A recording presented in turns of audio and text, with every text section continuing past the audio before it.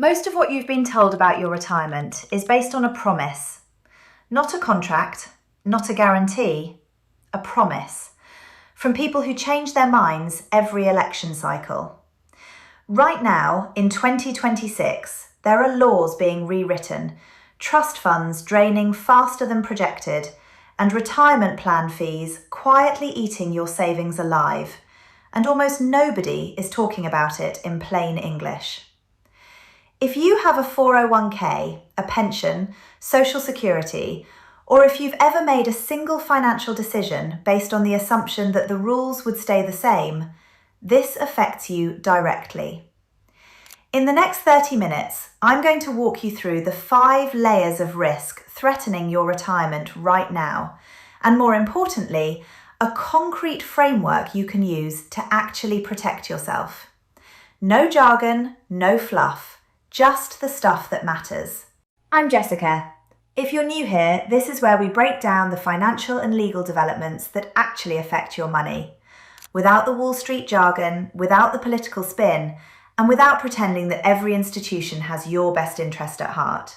Because let's be honest, they don't always. I spend my weeks going through court rulings, government reports, and policy changes so you don't have to. And today's topic? It's one of the most important ones I've covered because it touches something almost every American is planning around, their retirement.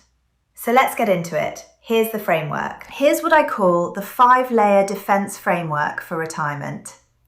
Think of it like armor for your money. Each layer protects against a different type of threat, and most people have gaps they don't even know about. Layer 1, the legal shield. How a recent Supreme Court ruling actually changed the game for your retirement rights. Layer 2, the fee trap. How hidden costs inside your 401k are silently eating your future and what to do about it. Layer 3, the government gamble. Why the Social Security timeline is worse than you've been told and what that means for your planning. Layer 4, the state chessboard. How your state's tax and pension policies could shift under your feet. Layer 5, the action plan. Concrete steps you can take this week, regardless of your age or income level. We're covering all 5 today. Stay with me. On April 17th, 2025, the Supreme Court handed down a unanimous 9-0 decision in a case called Cunningham versus Cornell University. And I need you to understand why this matters, because almost no mainstream outlet explained it properly. Here's the backstory. Cornell University runs 2 403B retirement plans for its employees. These work a lot like 401ks. 2 companies handled the record keeping, TIAA and Fidelity. The employees alleged that the plans were paying those companies way too much, between $115 and $200 per participant per year, when a reasonable fee would have been around $35. Now, here's the part that should make you angry. When those employees tried to sue under ERISA, that's the federal law that's supposed to protect retirement plan participants, the lower court said, sorry, you haven't proven enough just to start your case. The Second Circuit said that employees had to disprove the company's potential defences in their initial filing. Think about that for a second. Before you even get to make your case, you have to defeat the other side's arguments preemptively. That's like being told you have to win the appeal before you're allowed to file the lawsuit. All 9 justices said, no, that's not how the law works. Justice Sotomayor wrote the opinion, and the ruling was clean. If you're a participant in a retirement plan and you believe a prohibited transaction occurred, meaning your plan engaged in a transaction with a party that has a conflict of interest, you only need to allege 3 things. 1, a fiduciary caused the plan to engage in a transaction. 2, the fiduciary knew or should have known it involved furnishing services. 3, the transaction was between the plan and a party in interest. That's it. The exemptions, the reasons the transaction might be okay, those are now the defendant's problem to prove, not yours. Now, why should you, sitting at home, care about a legal pleading standard? because this ruling just made it dramatically easier for regular people to hold their retirement plans accountable. Before this decision, the excessive fee lawsuit landscape was already massive, but tilted against employees. In 2024 alone, there were $203 million in settlements across excessive fee cases. A near record 155 ERISA class action lawsuits were filed in 2025. But here's the ugly part. The median recovery for an individual plan participant in those settlements? About $68. Meanwhile, plaintiff law firms averaged $1.59 million per case.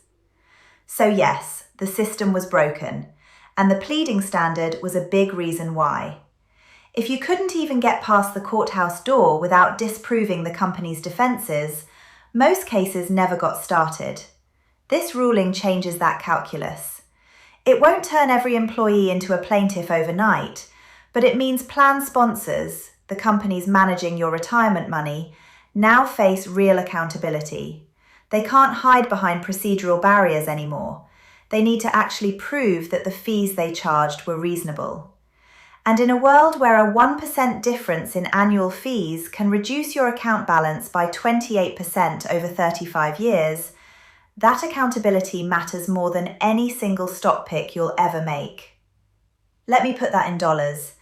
If you're 30 years old with $25,000 saved and 35 years until retirement, the difference between a 0.5% fee and a 1.5% fee is roughly $64,000. Not a rounding error, a house down payment. Now, the Cunningham ruling was specifically about ERISA pleading standards, but there's a bigger principle at work here, and it's one the courts have been building toward for years. It's called reliance interest. Here's the plain English version. When the government, federal or state, creates a system and tells you, plan your life around this, and you do, you contribute every paycheck, you pick a career, you move to a specific state, you calculate your savings rate around the rules that exist. That creates what courts call a reliance interest. You relied on the system. You made real, costly, irreversible decisions based on it. The legal question that keeps coming up is, can the government then just change the rules on you after you've already built your entire financial life around them? The Supreme Court has been increasingly clear that concrete reliance interests, the kind involving money, property, contracts, decades of planning, deserve real constitutional weight. In Dobbs, the court explicitly distinguished between very concrete reliance interests and vague, intangible ones. Retirement planning? That's about as concrete as it gets. This matters because states are actively trying to rewrite retirement rules right now. We'll get to that in Layer 4, but the legal trend line is moving in your favour if you know how to document and protect your reliance. Hold that thought. We'll come back to it. Okay, before we go deeper, quick thing. This video is information dense, and I want to make sure you get it all down. So I made a workbook for you that you can download. It covers all 5 layers, has the source links, the framework checklist, and space for you to map out your own situation. Totally free. Link is in the description and pinned in the comments. Grab it now and follow along. All right, Layer 2. Layer 2 is the one that makes me the most frustrated because it's the threat that's already inside the building. It's not a future risk. It's happening right now inside your retirement account, and most people don't even know it. I'm talking about fees, specifically the fees buried inside your 401k or 403b plan. Now, I know, fees sounds boring. Fees sound like a rounding error on a statement you don't read. But let me give you the numbers that the financial industry would rather you didn't hear. A study from Demos found that a median income 2-earner family will pay nearly $155,000 in 401k fees and lost returns over their working lifetime. That's almost 1/3 of their total investment returns. Gone. Not to the market, not to inflation, to fees. And here's the thing, those fees aren't optional. They're baked into the structure of most plans. They come in 3 flavours. Investment fees. These are the expense ratios on the mutual funds inside your plan. Actively managed funds often charge over 1%. Low-cost index funds, under 0.10%. Your plan may only offer the expensive ones, not your choice. Administrative fees, record keeping, compliance, customer service. These can be a flat dollar amount or a percentage of your balance. Smaller plans get hammered the hardest. Plans with fewer than 100 participants had a median expense ratio of 1.29% in 2010, compared to 0.43% for plans with over 10,000 participants. Individual service fees. Want to take a loan against your 401k? Fee. Hardship withdrawal? Fee. Paper statement? Believe it or not? Fee. And here's where it gets truly absurd. A 2024 GAO study found that 41% of 401k participants didn't even know they were paying fees, and 40% who did get fee disclosures didn't fully understand them. The industry counts on your confusion, literally. So what do you actually do about this? Step 1, find your fees. Log into your 401k account. Look for the plan information or fee disclosure section. By law, your plan provider is required to disclose all fees in an annual participant fee disclosure notice. Look for the expense ratio on each fund you're invested in. If you can't find it, call HR. Seriously. Ask them to send you the plan's fee disclosure document. If they don't know what you're talking about, that itself is a red flag. Step 2, compare. Look at the expense ratios on your plan's investment options. Are there index funds available? If the cheapest option in your plan is above 0.50%, your plan is likely too expensive. If the cheapest is above 0.25%, you're overpaying relative to what's available in the broader market. Write those numbers down. Step 3, use the match, then pivot. If your employer matches 401k contributions, contribute at least enough to capture the full match. That's free money you can't get anywhere else. But once you've maxed the match, consider whether an IRA gives you better options. In 2026, you can contribute up to $7,500 to an IRA, or $8,600 if you're 50 or older. Inside an IRA, you choose the funds. You can buy index funds with expense ratios under 0.05%. Step 4, know the new limits. The 2026 contribution limit for 401ks is $24,500 if you're under 50.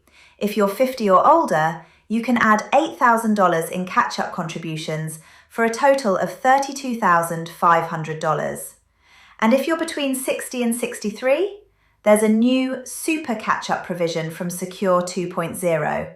You can contribute up to an additional $11,250 for a total of $35,750 per year.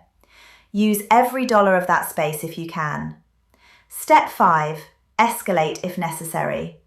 If your plan fees are unreasonable and your employer won't act, you now have a stronger legal footing thanks to Cunningham. That ruling lowered the bar for bringing prohibited transaction claims. You don't need to disprove exemptions up front anymore. Document everything. Your fees, your requests to HR, their responses. That paper trail is your protection. Layer 3. And this is where things get uncomfortable. Social Security.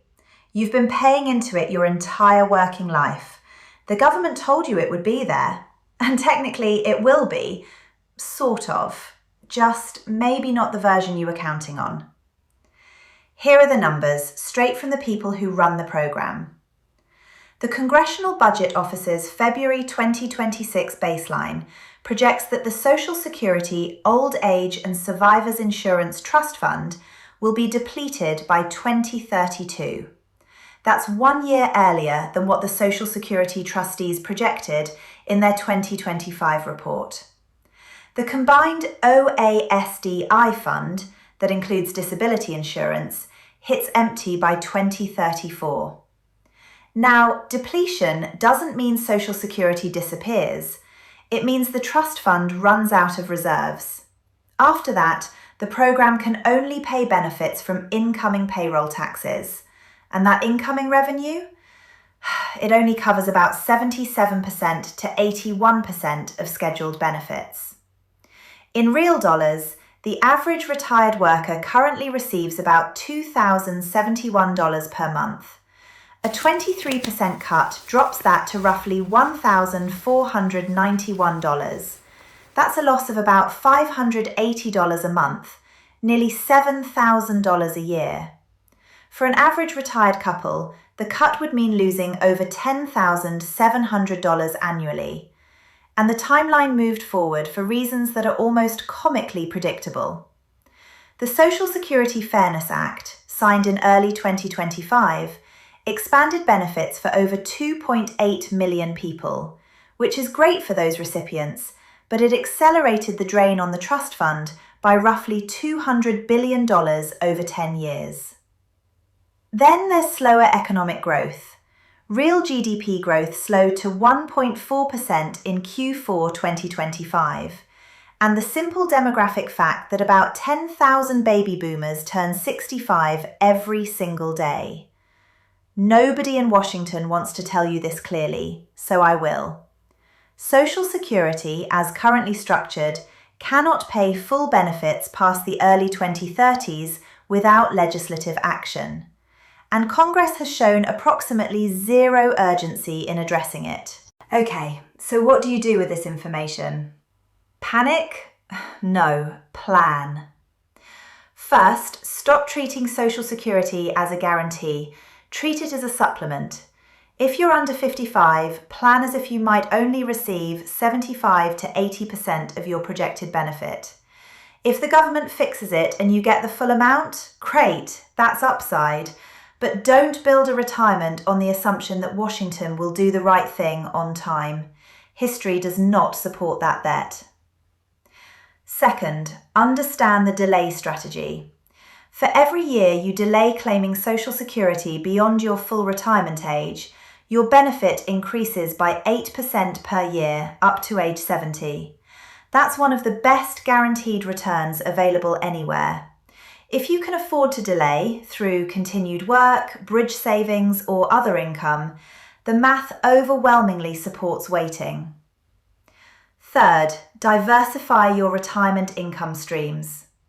Social Security should be one leg of a multi-legged stool. The others, employer retirement plans, personal savings and IRAs, and potentially rental income, part-time work, or other investment income.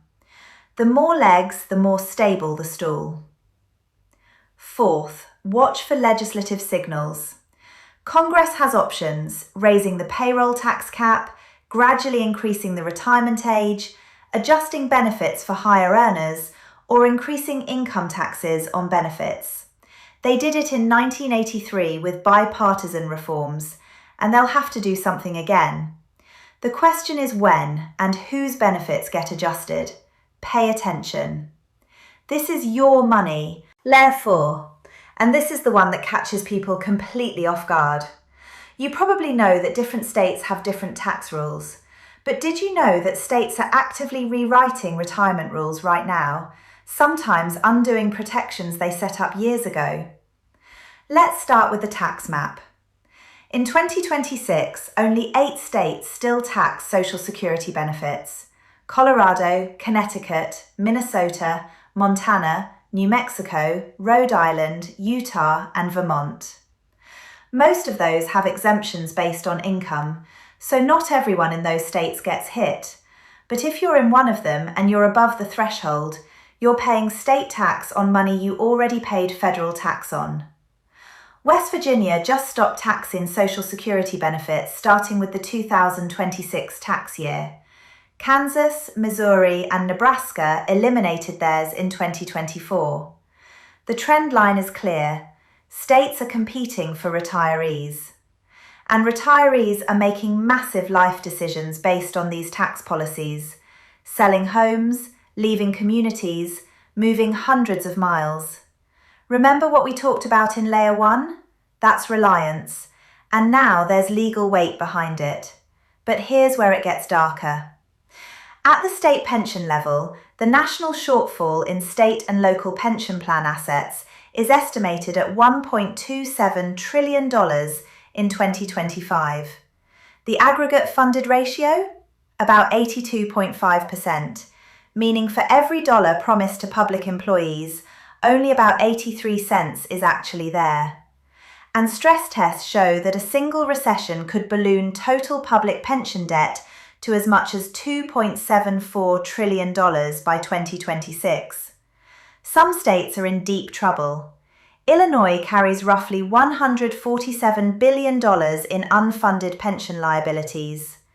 New Jersey's unfunded ratio was 162% of its own source revenue. Connecticut's at 148%. These aren't abstract numbers. They represent real promises made to teachers, firefighters, police officers, and municipal workers who chose their careers partly because of the retirement deal. And instead of fixing the problem, several states are making it worse by trying to unwind the reforms they passed after 2008. Here's what's happening in specific states, and this is genuinely alarming if you're a public employee or retiree in any of these places. California. Assembly Bills 1382 and 569, proposed for 2025, aim to repeal key parts of the 2014 Pension Reform Act.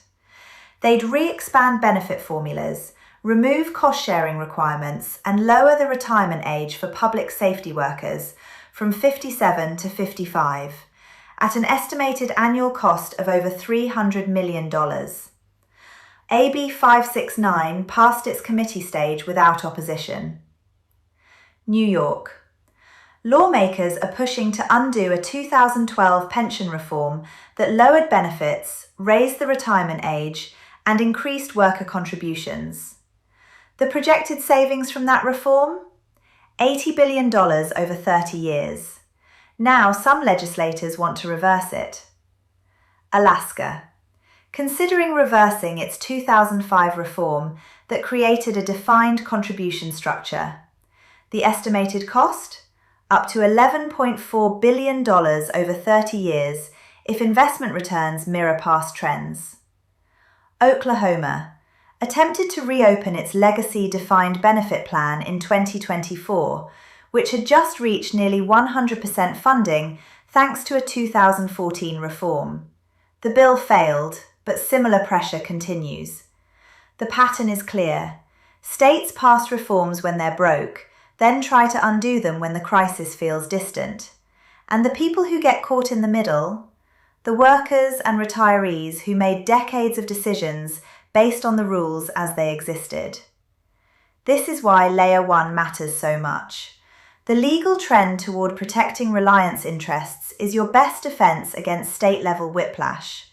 But that protection only works if you can prove your reliance. More on that in Layer 5. All right, this is the layer where we stop talking about the problems and start building the solution. Layer 5 is your action plan, and it works regardless of whether you're 25 or 65, whether you have $5,000 saved or $500,000. Here are the concrete steps. Action 1. Document your reliance this week. Pull together the documents that prove your financial decisions were based on existing rules. This includes your pension enrollment documents and benefit formulas, your state's current retirement tax policy, screenshot it, web pages change, your 401k or IRA statements showing years of consistent contributions, any employer communications about retirement plan terms, and plan summary descriptions. Put these in a folder, physical or digital. Label it Retirement Reliance Documentation. This isn't paranoia, this is evidence. If a state or plan sponsor changes the rules on you, this folder is what transforms your frustration into a legal claim with constitutional weight. Action 2. Audit your fees this weekend. Go through the fee audit process we covered in Layer 2. Pull your expense ratios, compare them to low-cost alternatives, calculate the drag. If you're paying above 0.50% total, you're likely leaving tens of thousands of dollars on the table over your career. Document what you find and save it. Action 3. Run your Social Security scenarios this month. Go to ssa.gov and get your personalised benefit estimate. Then run 3 scenarios. Full benefit, that's optimistic. 80% of benefit, moderate, the realistic baseline if no reform happens. And 75% of benefit, pessimistic. Build your retirement plan around the 80% number. If the full amount comes through, that's a bonus, not a dependency. Action 4. Know your state's position this month. Look up your state's pension funding ratio. Check if your state taxes Social Security or retirement income. Research whether any legislation is pending that could change the rules.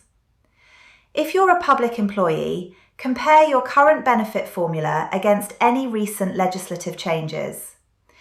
If modifications have been made, especially retroactive ones, flag them. They may warrant closer examination under the evolving constitutional standard. Action 5. Maximize your tax advantage space every paycheck. Here are the 2026 numbers one more time. 401k, $24,500 if you're under 50. $32,500 if you're 50 or older. $35,750 if you're between 60 and 63. IRA, $7,500 if you're under 50. $8,600 if you're 50 or older. HSA, if you have a high deductible plan, $4,300 individual, $8,550 family. Every dollar in tax advantage space is a dollar that compounds faster. Use it all before investing in taxable accounts. If you can't max everything, prioritize. First, employer match. Second, HSA if eligible. Third, Roth IRA. Fourth, max 401k. Fifth, taxable brokerage. Action 6. Talk to a professional this quarter. Find a fee-only fiduciary financial advisor, not someone who earns commissions on products they sell you. Ask them specifically about 3 things: how the Cunningham ruling affects your plan's liability exposure, how the Social Security timeline impacts your withdrawal strategy, and whether your state's tax and pension landscape creates any reliance risks you should document. Let me step back and give you the honest truth. Retirement security in America has always been built on trust. Trust that the Social Security system would be solvent. Trust that your pension formula would be honoured. Trust that your 401k fees would be reasonable. Trust that the rules you built your life around wouldn't change mid-game. And for most of American history, that trust was largely unenforceable. If a state wanted to rewrite your pension formula, it could argue sovereign authority. If your plan sponsor charged excessive fees, the legal barriers to challenging them were enormous. If Social Security's math didn't add up, the default answer was, Congress will fix it eventually. What's changing, and what I want you to take away from this video, is that the legal, regulatory, and informational landscape is shifting. The Cunningham ruling lowered barriers for retirement plan accountability. The constitutional trend toward protecting reliance interests gives individuals more standing against retroactive rule changes. The Social Security timeline is now specific enough that you can actually plan around it rather than hoping it works out. But none of that protects you automatically. You have to know about it. You have to document your position. And you have to make active decisions rather than passive assumptions. The 5 layers aren't just information, they're a defense system. And like any defense system, it only works if you actually use it. If you made it this far, seriously, thank you. This stuff matters, and the fact that you're educating yourself puts you ahead of most people. One more time, this video is information dense, and I want to make sure you get it all down. So I made a workbook for you that you can download. It has the entire 5-layer defense framework, all the source links, the 2026 contribution limits, the fee audit checklist, and a reliance documentation template. It's free, it's in the description and pinned in the comments. If you found this valuable, do me a favour, hit that like button. It genuinely helps the algorithm show this to more people who need it. And if you want to go deeper on any of these layers, I've got dedicated deep dives coming on each one. Subscribe and hit the bell so you don't miss them. I'm Jessica. Take care of your money because nobody else is going to do it for you. I'll see you in the next one.